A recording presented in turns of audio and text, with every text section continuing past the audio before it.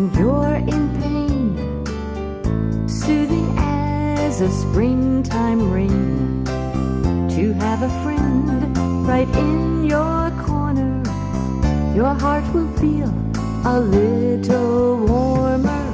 Tender loving care, tender loving care, each warm and friendly touch lets someone know you care so much. Tender loving care, tender loving care.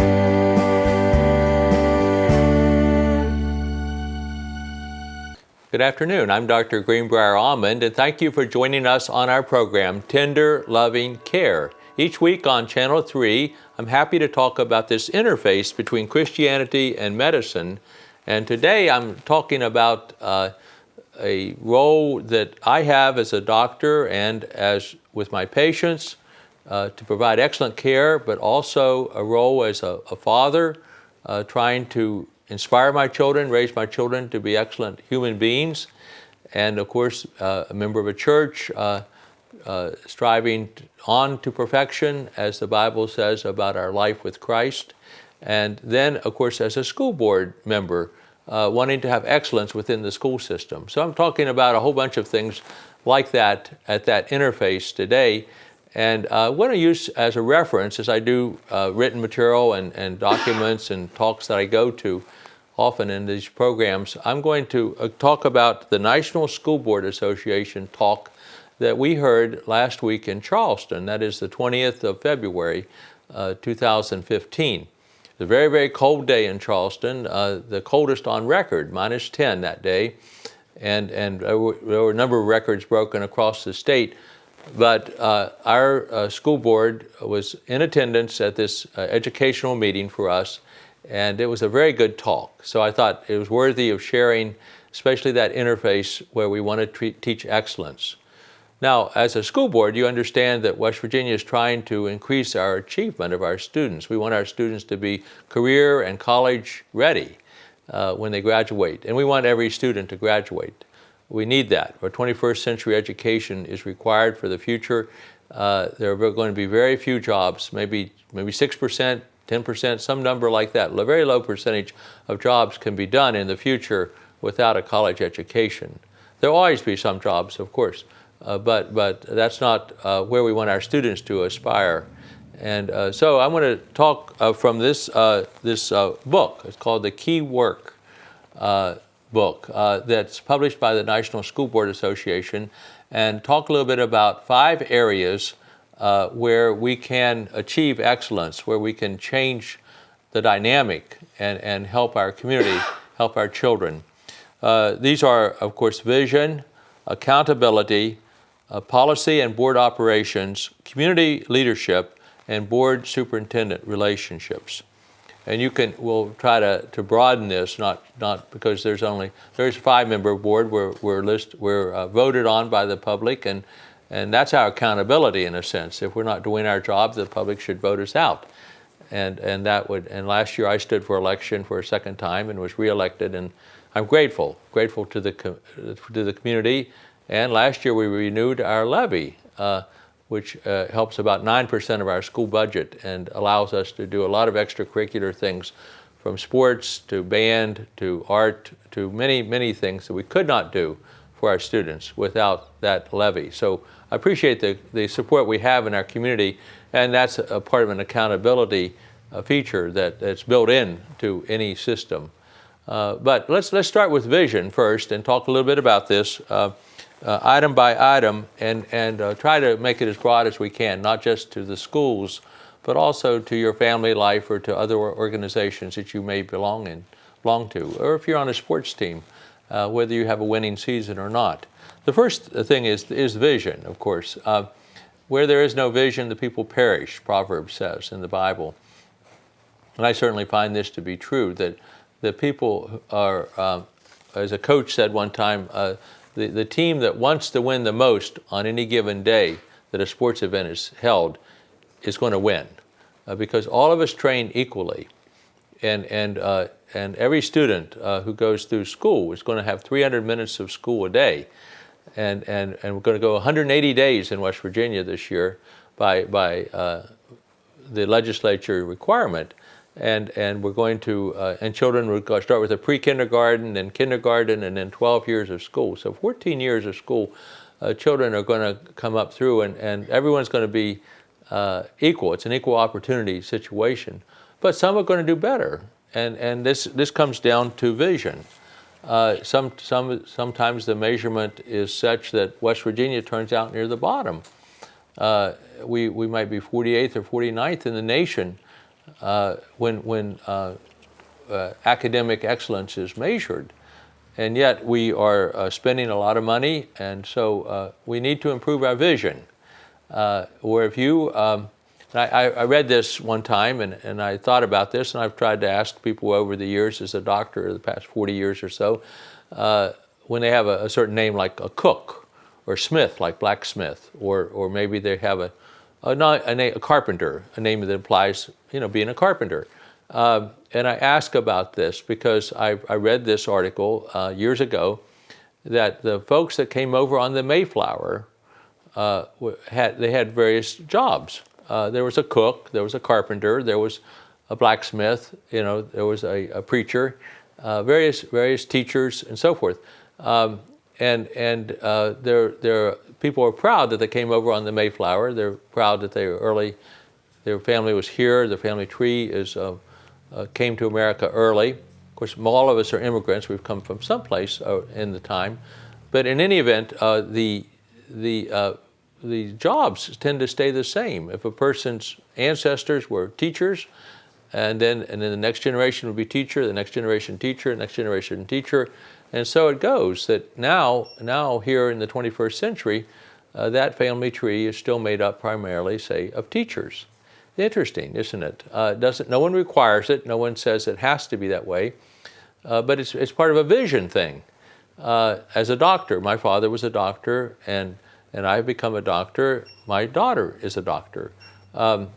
It works out that way. We understand. We watch our parents. We know what they go through, how they're educated, how they think, and we follow their lead.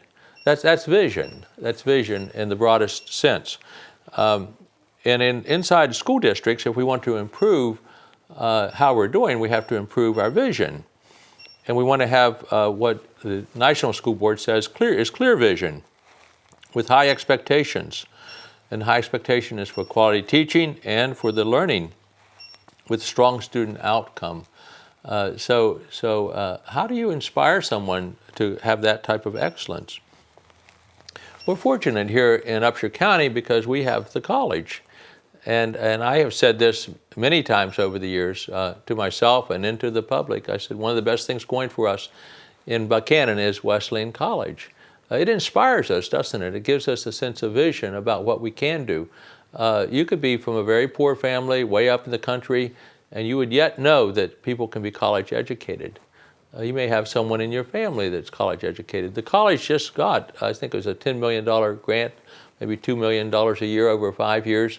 And part of the reason that they got this to improve their education was because they have more students coming to Wesleyan than any other West Virginia college or university where it's the first generation to go to college. Isn't that interesting? So they're being inspired not only to these young people to go to college, even though their father and mother did not do it, no one else has done it in their family, but they've chosen Wesleyan as a place to study. And so to encourage that, there's I think it's called Title III, but it's a federal grant, and that's that would enhance the vision of Wesleyan, which is already a good vision.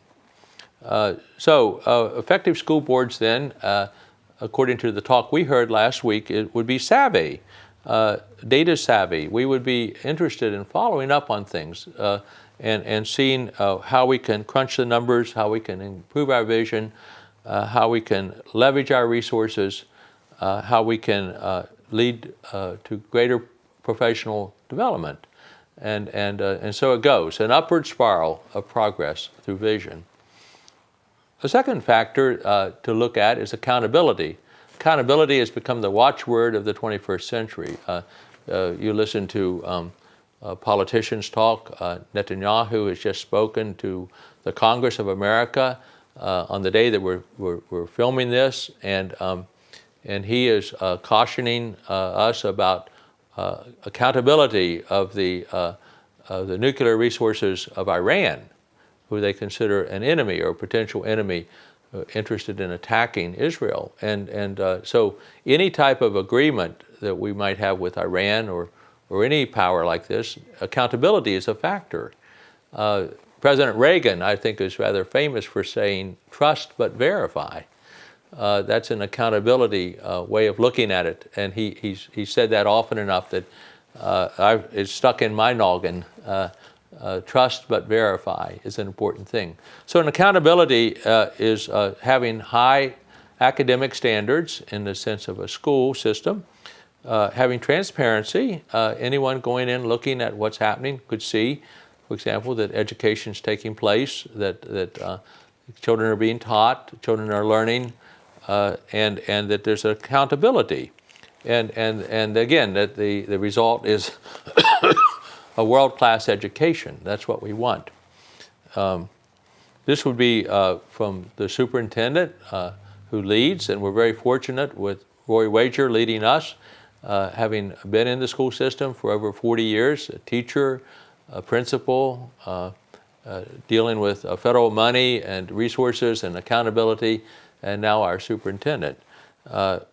We have other principals, of course, coming up through the system, working very hard for their schools for high achievement. The teachers in the classroom, this is where everything happens. This is the most important role in the life of any child. You ask children, we're going to have our 50th anniversary of graduates of Buckhannon Upshur High School, 1966. We'll have it next year. And when you get to this point, we will sit down together and we'll share our lives and our dreams and aspirations and what happened and didn't happen. But one of the things for sure is going to happen, the conversation will come up about outstanding teachers that we were privileged to have. And we'll recall those teachers as great influences over our lives. There'll be other school leaders and of course things like that, coaches and things like that that may have impacted us.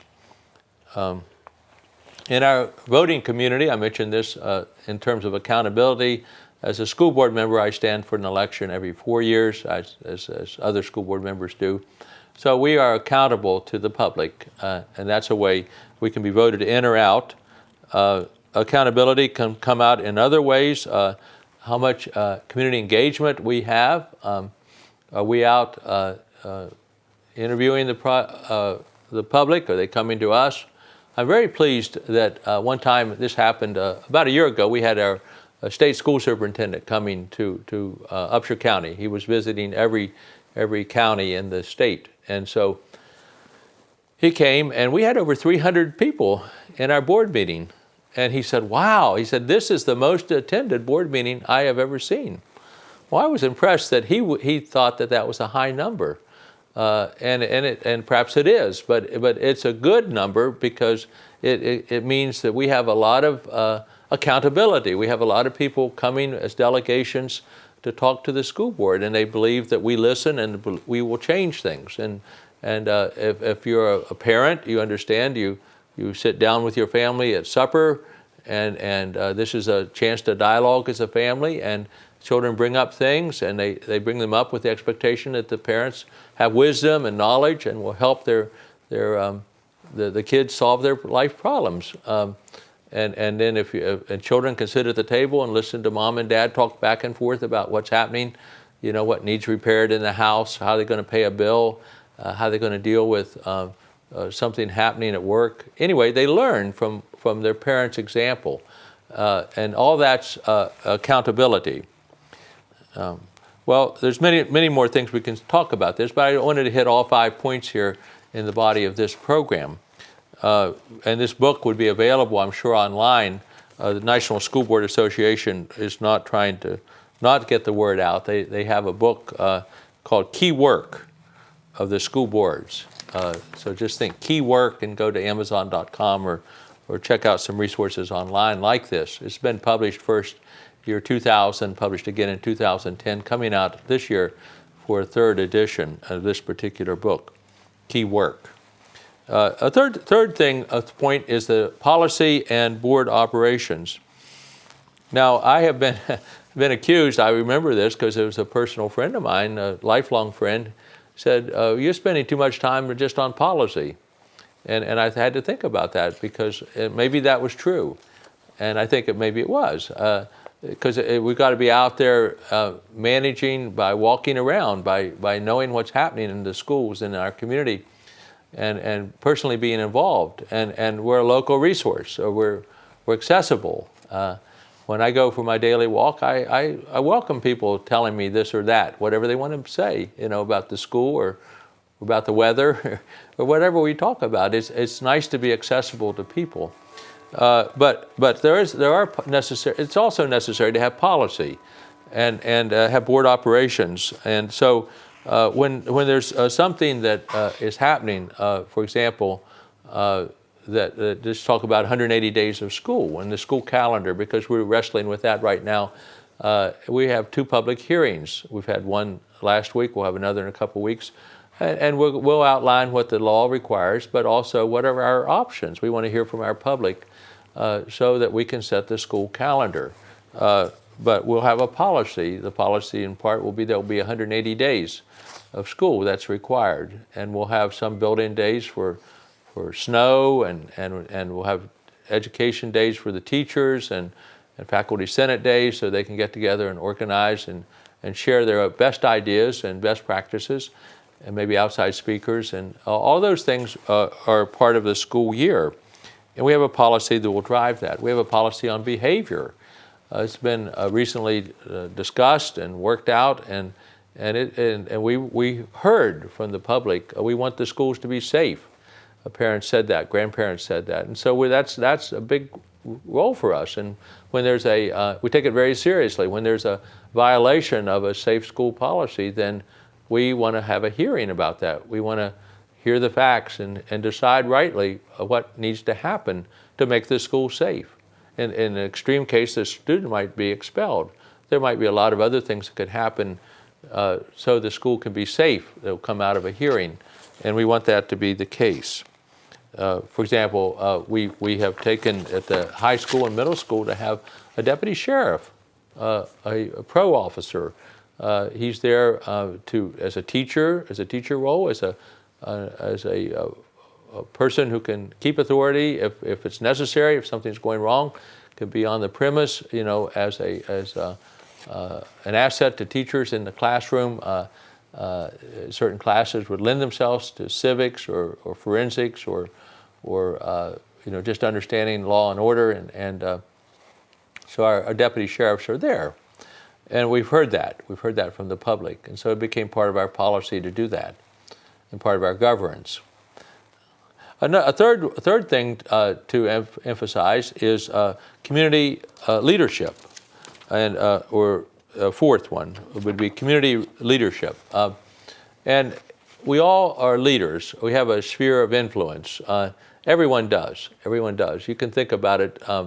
If you may say, well, I'm a dishwasher at a restaurant. Well, you still have a sphere of influence, don't you? You would have the other people in the restaurant that you relate to.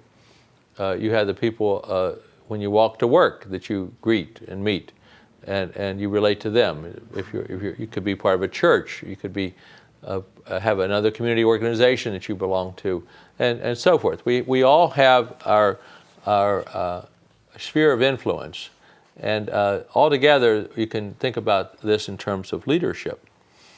Well, what we want to do within the school system or within any system, we want to have an exceptionally high achieving school system. Or if it's a sports team, you want to be having a winning season. If it's a student achieving, we want the student to be career and college ready when they graduate. Not every child will need to go to college, but most children will need to go to 2 more years of school after this, after they graduate from high school. If they want to be an electrician, there'll be a vocational school they want to go to, auto body, vocational school they want to go to, carpentry and so forth, nursing. All these fields require additional education to be career ready, but at least when they graduate, they can be prepared to go on to vocational training. And by the way, lifelong learning is a factor. This is part of our own mission statement that I read. I have the privilege of reading each meeting that we have. I've asked it to be read, and they said, well, you read it then. So anyway, I read our mission statement every week or every other week when we meet. But one of the things that we say in our mission statement is that we want students to have a plan for lifelong learning, because not every job will last, will it? Look what's happened, at least in my lifetime, with the coal mining jobs. They've gone from very numerous to very few jobs in the coal mining industry. Basically, when we were talking about vocational school, and we were being asked to train coal miners, they said what we want is electricians. They should be electricians. They should be welders. They should do small engine repair. I mean, it starts to be a highly technical job to be a coal miner. It's not a pick and shovel job anymore, and so that has required education for someone who wanted to stay in that field, to keep learning new things, especially about the equipment. Someone beginning a career would want to start out with those skill sets so they can get the best job they can. Well, even then, even if a student's trained in 40 years, which we can think of that as a career, there's going to be probably 5 changes of the career.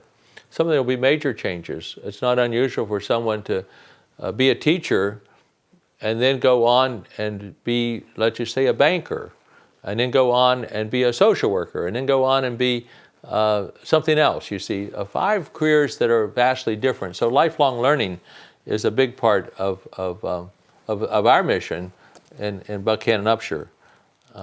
But community leadership comes out in various ways, and including, like I was using this example of inspiring people to have a mission statement read, and then so we all know what it is. So social responsibility is there. We want our students to be good citizens, and so forth. All that's part of community leadership, to put those things out front.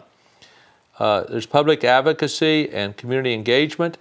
We're going to have, for example, in Upshur County, Buckhannon, the city of Buckhannon is having town meetings. They're having a first, happens to be later today, again, as this is filmed. And that's a good thing. The American Legion will be the site, and citizens will come and they'll advocate for their community. And there'll be people who will, the government of Buckhannon will listen, and hopefully there'll be changes because of this public discussion, public engagement. The school board has delegations that come and speak to us, and we listen to those delegations. Community leadership is to try to get also a vital support for education on the school board level. So naturally, our emphasis as a school board member is to say the most important thing we can do in our community is have excellent schools, and we offer examples for this. Industry coming here to consider building a plant, to hire people to make things and do things, are going to look at the school system. They're going to say, is this a good place for us to open our plant? Well, we have workers who know how to work and are well educated. Well, this would be a good place for management of the companies, for their own families to come and live in this community, and they'll consider the excellence of the school system. So it's a selling point when there's a community development, how excellent the school system is. Of course, there's other ways to look at it too. The more educated people are, the higher the wage base, then the higher the tax base, and then the higher the resources are, we can do things. We have better roads, we can have better schools, we can have better health care, and all those things that come from having a higher tax base Many of you all know that we went through a major recession beginning in about 2008, and we seem to be slowly coming out of it now, but here it is 2015, isn't it? That's a long time. And West Virginia fared fairly well because of our natural resource base and the work ethic of our own citizens. We did not actually suffer like many parts of the nation. And there have been a vast number of people moving from certain places. So 50,000 people a day leaving California. That's phenomenal, isn't it? For years, because they had to go other places to get work. So community leadership is important. And finally, I want to emphasize the board-superintendent relationship. And you can think teamwork, think broadly on this one too, because a husband and wife, when they fall in love and they marry and they have children, they're forming a team, aren't they? That's a lifelong team. And I remember going up to Adrian will be an example, a community where there was company houses built. They all were houses were the same model, sometimes built maybe by a coal mining company. Century would be an example here over in Barber County. But anyway, as I would go with my father to these communities, I would see all the houses looked alike. That is the architectural structure. But some of them were in better shape. Some of them had flower gardens, and some had vegetable gardens, and some were painted, and some weren't so painted, and on and on. You could see a difference, and you would understand that maybe something was happening in the home that was working better for some homes and not as well for other homes. And so this is the board superintendent relationship thing that the National School Board is asking us to look at, and I would ask anyone to look at who's interested in leadership or interested in improving what we're doing. It's pivotal. You cannot have an effective program if people are fighting with each other. And certainly at the board level, at the superintendent level, that can't be the case. There are different roles. The school board itself, and you can think of this in a broad way, governs, and then the superintendent administrates. So these are two separate roles. Certainly teachers teach. I mean, this is all these words sort of define themselves by the terms, but you understand that we have different roles to play, and we can't play each other's roles, and nor can we neglect either role. So when people are united, then they have a better team. I think what I've sensed in West Virginia is that we've been united for the betterment of West Virginia. But there was a time that we maybe bought the idea that we were second class, hillbillies, whatever the term is that people might derogatively speak of us, and we have changed the title to Mountaineer. We look around and say this is a beautiful state. It's rich in resources. The people are hardworking, honest, have values, and then we can see how we can succeed. That's a relationship building thing. Well, putting all this together then, I thought this was worth bringing up, not only because it's something that I'm learning as to be a school board member, but also if in a broader sense, there are key works that we all have to do. We have to consider vision, accountability, our policy and board, our community relationship, and our board superintendent relationship. In a final thought here, let me just, I've taught family therapy for about 40 years as a doctor, and people would come and they would say, we're unhappy, we're sad, something's not working. And so then I say, well, let's do a family motto. What do you stand for? Let's get a vision out there. And people create a motto. To make the best better would be a motto. That's like a 4-H motto. People would make an emblem to represent what they are. Maybe it would be a tree if they're going to have a farm and raise trees. But they have a coat of arms, and then families will do a constitution, and they'll list like 10 commandments: no stealing, no lying, no cheating, like this, and positive things. and so they'll list a little constitution. And so it goes. People create an organization within a family, and soon the family's blossoming. Well, it's the same principle here. I'm sure that the National School Board Association, when they say key works, they really are talking about something vital for all of us. I hope this has been helpful to you. And if you're interested in more key work information, this is a book that's been out. The third edition will be coming out soon again. Ask us on the school board about it. We would probably share more information at any time. Until the next time, this is Dr. Greenbrier Almond thanking you for joining us on our program, Tender Loving Care. Special thanks for Channel 3 for this opportunity to come your way each week. We'll see you next week. Stories of a West Virginia Doctor, written by Dr. Harold D. Almond. A collection of 55 short stories about his experience as a small-town doctor in central West Virginia. And Tender Loving Care, Stories from a West Virginia Doctor, Volume 2, written by Dr. Greenbrier Almond, using videotapes to write 70 additional stories of his father's very colorful life as a small-town doctor. They can be found for purchase at Amazon.com and most local bookstores. Tune into Channel 3 Buckhannon for Tender Loving Care with Dr. Greenbrier Almond, where he talks about the connection between Christianity and medicine.